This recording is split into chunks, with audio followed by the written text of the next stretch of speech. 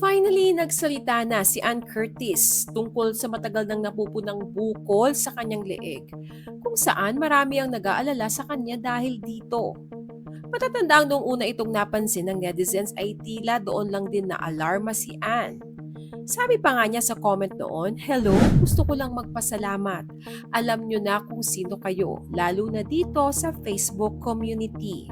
Muling naging usap-usapan ng isyong ito nitong mga nakaraang araw matapos mapansin ng publiko ang naturang umbok sa ilan sa kanyang mga latest photos and videos. Sa isang press event, direkta niyang hinarap ang mga concern tungkol sa kanyang kalusugan.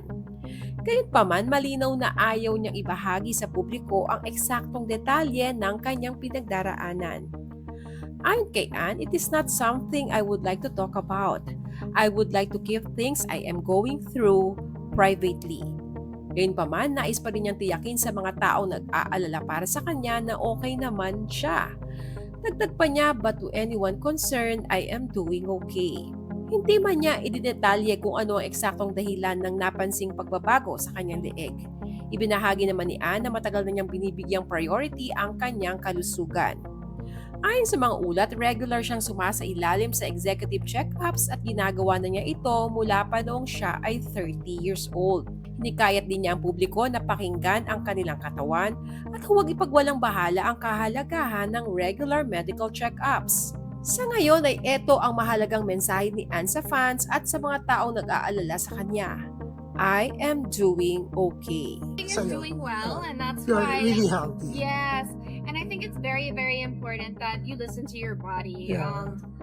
If there's anything that I would like to share with everyone, it's when you reach a certain age, do those executive checkups. Invest in health yearly and yeah. get checked up naman yearly. So I think it's important that we do.